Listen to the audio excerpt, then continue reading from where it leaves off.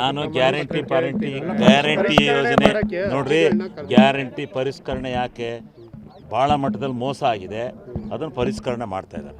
ಸುಮ್ಮನೆ ಎಲ್ಲರಿಗೂ ಒಂದೊಂದು ಮನೆ ಮೂರು ಜನ ಕೊಡೋಕ್ಕಾಗುತ್ತಾ?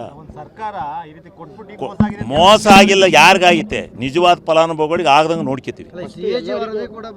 CAG ವರದಿನಲ್ಲಿ ಬಂದ್ರಿಂದಲೇ ಎಚ್ಚೆತ್ತು ಈಗ ಇದು ಮಾಡ್ತಾ ಇರೋದು, ಸರ್ವೆ ಮಾಡ್ತಾ ಇರೋದು.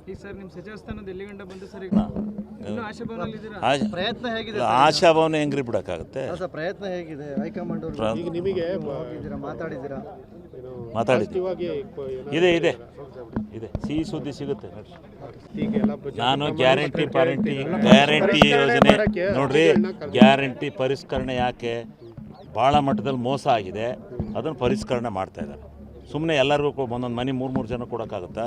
ಸರ್ಕಾರ ಈ ರೀತಿ ಕೊಟ್ಬಿಟ್ಟು ಮೋಸ ಆಗಿಲ್ಲ, ಯಾರಿಗಾಗಿತ್ತೆ? ನಿಜವಾದ ಫಲಾನುಭವಿಗಳಿಗೆ ಆಗದಂಗೆ ನೋಡ್ಕೊತೀವಿ.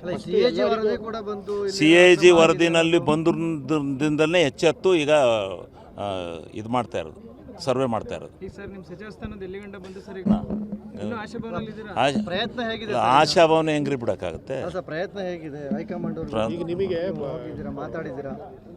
ಮಾತಾಡಿದ್ದೀವಿ. ಇದೆ ಸಿಹಿ ಸುದ್ದಿ ಸಿಗುತ್ತೆ. ನಾನು ಗ್ಯಾರಂಟಿ ಯೋಜನೆ ನೋಡ್ರಿ, ಗ್ಯಾರಂಟಿ ಪರಿಷ್ಕರಣೆ ಯಾಕೆ ಭಾಳ ಮಟ್ಟದಲ್ಲಿ ಮೋಸ ಆಗಿದೆ, ಅದನ್ನು ಪರಿಷ್ಕರಣೆ ಮಾಡ್ತಾ ಇದ್ದಾರೆ. ಸುಮ್ಮನೆ ಎಲ್ಲರಿಗೂ ಒಂದೊಂದು ಮನೆ ಮೂರು ಜನ ಕೊಡೋಕ್ಕಾಗುತ್ತಾ? ಸರ್ಕಾರ ಈ ರೀತಿ ಕೊಟ್ಬಿಟ್ಟು ಮೋಸ ಆಗಿಲ್ಲ, ಯಾರಿಗಾಗಿತ್ತೆ? ನಿಜವಾದ ಫಲಾನುಭವಿಗಳಿಗೆ ಆಗದಂಗೆ ನೋಡ್ಕೊತೀವಿ.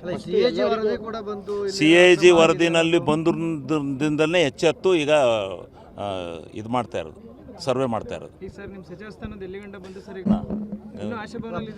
ಪ್ರಯತ್ನ ಹೇಗಿದೆ? ಆಶಾಭಾವನೆ ಹೆಂಗ್ರಿ ಬಿಡೋಕ್ಕಾಗುತ್ತೆ? ಪ್ರಯತ್ನ ಹೇಗಿದೆ? ಹೈಕಮಾಂಡ್